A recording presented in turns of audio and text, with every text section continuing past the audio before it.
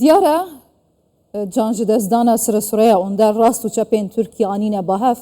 بەشێکی زۆرێوان گوتی سرەسوورەیە ئۆندەر پیاوێ ئاشتیە بوو divê ku ew ê li şîna wî ne hevrê û hevalên wî ne vê peyamê bigihîne cih û aştiyê li ser vê axê pêk bînin nemana wî dê çi bandorê lê ser pêngavên proseya aştî û çareseriyê biketin kesek heye hev awayê wî ev sûza dem partiyê dayî ku dê aştiyê pêk bînin li ser vê axê dikarin bînine cih pêngavên dahatiyên dewletê bu aştî û berqerariya emniyetê li temamê Tirkiye Bakurê Kurdistanê dê çi bin van pirsan dê ji hêjayê Cehfer Solgun نویسکار ji İstanbulê bipirsim hêjayê Cehfer tu xêratiya Kurdistan 24 dengên evrûke di veşartina cenazeyê onder da me bihîstin cihê umêdê bûn lê bi rastî jî di praktîkê da piştî di mahîk hatina vê taziyê her tişt weke tê gotin dê bihête kirin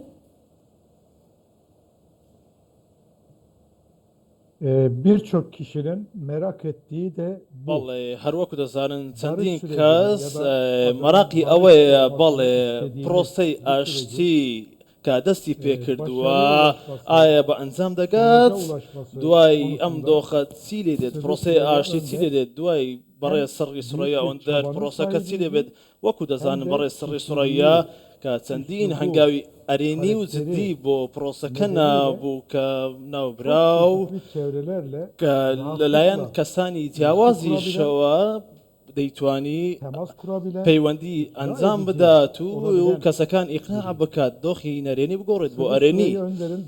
بەڕێز سەرسوورەیە ئەوەندەر ئەمە تایبەتمەندی ئەو بوو کە زۆرێک لە خەڵکان بەداخەوە لە زۆرێک خەڵکدا ئەم تایبەتمەندیە نییە بۆیە لە قۆناغی داهاتوودا لەبارەی پرۆسەکە بەڕێز سەرڕی سوورەیە ئەوەندەر کان نییە یاخود نەبوونی سەرڕی سوورەیە ئەوەندەر بەڕاستی من پێم وایە زۆر هەستی پێ دەکەین نەبوونی بەڕێزیان باشە ji çi rûyekî ve em ê hest pê bikin kewate li Tirkiye tenê zilamekî aştiyê hebû bi nemana wî zilamê ku jê re dibêjin zilamê aştiyê ti kesekê din nîne cihê wî bigire yan jî berdewamiyê bide wê proseyê wê armancê ya ku jê dibêjin Şimdi siz de ئێستا ئێوەش وەکو لە هەواڵەکانتان باستان لەوە کرد بەڕێز سەرڕی سوورەیە ئەوەندەر ئەوانەی کە هاتن بۆ خواحافیزی لە سەرڕی سوورەیە ئەوەندەر ئەوانەی لەوێندەر ئاماد بوو کە سەیری دەکەین ئەو کەسانە بوون کە هەڵوێستی جیاوازیان هەبوو واتە یعنین کەسانی بیرۆکە جیاوازی لەخۆگرت بوو ئەو کەسانە تەنها یەک بیرۆکە نەبوو واتە کەسانی چەپ و کەسانی ئاینی کەسانی دەتوانم باسی لەوە بکەم کەسانیەتەوە پەرستیش لەو ڕێوڕسمەدا ئامادە بوون ئەمە بەڕاستی کە لەلایەن هەموو لایەنەکان ڕێزێکی زۆر تایبەتیە بوو بەڕێز سەرڕی سوورەیە ئەوەندەر کە خۆی نەتەوەی تورکیش بوو بەڕاستی هەر وەکو باسم کرد کە زۆر ئوسلوبێکی قەناعەت پێکەری هەبوو لە قسەکردندا ئەمە توانای ئەو بوو ئەمە بەهرەیەک بوو لە بەڕێز سەرڕی سوورەیە ئەوەندەر بۆ پرۆسەی ئاشتیش کە دەتوانم بڵێم ئەگەر نەبێت لە پرۆسەکەدا بەڕاستی خەسارەتێکی گەورەیە بۆ پرۆسەکە سیرکەن بەڕێزمە دەوڵەت باخچەڵی کە پەیامی تازیەشی بۆ بەڕێز سەرڕی سوورەیە ئەوەندەر ئەمە کە شتێکی زۆر سەیرە بەڕاستی هەموو ڕۆژێک ئەمە نابینین لە سیاسەتدا کەسێک لە نێو دەم پارتیدا بێت و سیاست بکات لە نێو نەتەوەپەرستترین کەسی تورکیادا پەیامێکی هاوخەمی بڵاوکرا ئەمە ئەم بێژن ji rast û çap ji desthilatê opozîsyonê peyamên sersaxiyê bihên peyamên erênî bihên bû ji dezdana kesekê wiha lê evî kesê henê wekî her kesê me taziyeyê da dît di veşartina cenazeyê da dît ku bû aştiyê kar kiriye armanca wî berqerarbûna aştiyê bûye Serokkomarê Tirkiye bi xwe jî got bû Tirkiyeke bê teror onder xebat kiriye kewate eger hemûyan armanc nehêlana terûrê bît hemûyan armanc aştî bîtin kî yê pêngavayek em dihawêje Şimdi bu tür süreçler ئێستا دەمێ باستەوە بکەم لەم پرۆسەیە هەندێک هەستیارە بەڕاستی لەم پرۆسەیەدا کە بە ئاسانی دەتوانرێت تێک بدرێت بەڕاستی ئەوە ڕاستیە کە لە هەموو تەواوی پێکاتەکاندا کەسانێکن کە بە ناوی ئاشتیشەوە تێک دەچن بەڕاستی هەوڵی ئەوە دەدەن کە ئاشتی تێک بدەن سیر بکەن بەڕێز سری سوریا ئەوەندەر کە خۆشەویستی زۆری هەبوو لەلایەن هەموو هاوڵاتیانەوە لەلایەن هەموو کەسانێک ڕێزێکی زۆر تایبەت هەبوو بەڕاستی ناوێک بوو کە خۆشەویستی لەلایەن هەمووانەوە هەبوو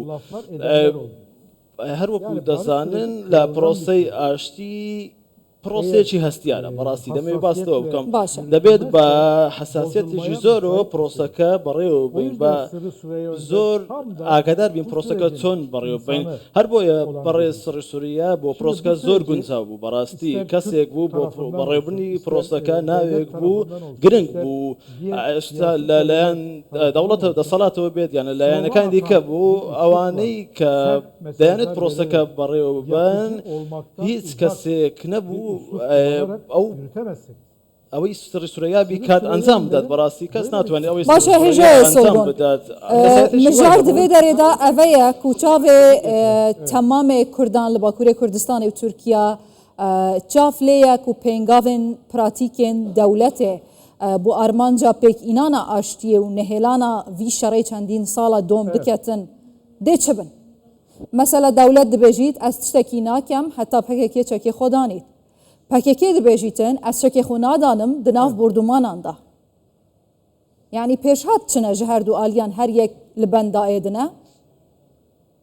Evet. Bu tabii zor bir süreç. بەڵێ ئەمە دۆخێکی زۆر هەستیارە و زۆرە بەڕاستی زۆر قورسە پرۆسەکە ناتوانم بە کورتی وەڵامی ئەم پرسیار بدەمەوە بەڵێ دەسەڵات دەبێت هەنگاوی جدی بنێت لە دەسەڵاتەکەدا بەڵام کێشەکە ئەوەیە لە نێوان چوارچێوەی دیموکراسیدا لە نێوان زەمینەی یاساییدا چۆن بتوانین بە ئاشتی بگەین بەڵێ پێویستە دەسەڵات لەم لێوەندەدا هەنگاو بنێت هیچ کەسێک هیچ پەکەکێک و گەریگلایەک لە شاخکان ناتوانێت کە سەرچی ئاراستەی دەسەڵات بکات بەڕاستی ئەمە دوورە بەخوای ئەمە من لە پرۆسەکەدا بە دووری دەبین بەڕاستی و پێویستە دەسەڵات هەنگاو بنێت یەکەم جار پێویستە دەسەڵات لە پرۆسەیەدا هەنگاو بنێت هەروەکو لە پرۆسەکەدا لێبوردنی گشتی ڕابگەینێت کێشەیەکی دیکە کێشەی خوێندنی کوردیە بەڕاستی خوێندنی دایکە خوێندنی کوردی ئەمانە دەبێت هەنگاوێکە لەلایەن دەسەڵاتەوە بدرێت پێویستە بە دیموکراسیکردنی کورد پرۆسەکە ئەنجام بدرێت هەنگاو بنرێت بۆ ئەوەی پرۆسەکە بە ئاسایی بکرێت و کورد بە ئازادی سیاسی بکات سیاست بکات ئایا دەمەوێت باسەوەش بکەم بەڕاستی کێشەی کورد پێویستە لەمە دووە لە ڕووی هێزی چەکداریەوە ناکرێت بەڕاستی ئەمە ڕاستیە کە ئیتر سەردەمی چەک نەماوە ئیتر سەردەمی دیموکراتیە کورد لەگەڵ ئەوەیە کە دیموکراسی بێتە ئاراوە بەڵێ کورد لەگەڵەوەدای کە دیموکراسی بێتە ئاراوە ئیتریش دەبێت چەکەکان وەلا بندرێت و سەردەمی چەک نەماوە هەر بۆیە دەبێت پەکەکە خەباتی چەکداری وەلاو بنێت هەروەکو پێشتریش ڕای گەیاندووە بەڕاستی ئیتر دەبێت هەنگاوی جدی بۆ ئەمە بندرێت کە ساڵانێکە ئەم شەڕە بەردەوامە و چەندین زیانی هەبووە پێویستە خۆی هەڵبۆشێتەوە بەڕاستی بەڵام ئەمەش دەبێت بڵێن کە داوا دەکەین لە پەکەکە داواکاری کە خۆیان بۆشێنێتەوە لە دەسەڵاتیش دەبێت داوا بکەین هەنگاوی جدی بۆ ئەم پرۆسێ بنێت ئەمەش داواکاری جدیە لە پرۆسەکە پێویستە دەسەڵاتیش هەنگاوی جدی بن نابێت کە دەسەڵات بڵێت ئێمە هیچ ناکەین تەنها پەکەکە هەنگاوی یەکەم بنێت دەبێت دەسەڵاتیش هەنگاوی جدی بۆ پرۆسەکە بنێت و پرۆسەیەکی نوێ دەست پێ بکات کە نابێت ئەو مافانێک کە کورد هەیەی ڕەت بکرێتەوە بەڕاستی دەسەڵاتیش دەبێت ئەوە بڵێت کە ئێمەش ئەم فکرەیەمان نەماوە کە پێشتر لەسەری بوون پێویستە هەنگاوی نوێ بنرێت دەسەڵاتیش دەمێ ئەوە بنێ ئەمڕۆ چاریمایستا پێشتر لە دەرسیم کۆمەڵکوژێک ڕوویدا هەروەکو دەزانن لەم کاتەدا لە دەرسیمدا کۆمەڵکوژێکی گەورە ڕوویدا بەڕاستی ئەمە bizim binlerce ساڕۆژی insanımız کۆمەڵکوژ دەرسیمە لە gerçekten چەندین هزار katliamlarında کەسمان لە دەرسیم کوژران بەڕاستی Eja جانیان Cafer, gelek لەدەستدان. spasiya te dikim. Eja Cafer Solgun, nivîskar ji Îstanbulê.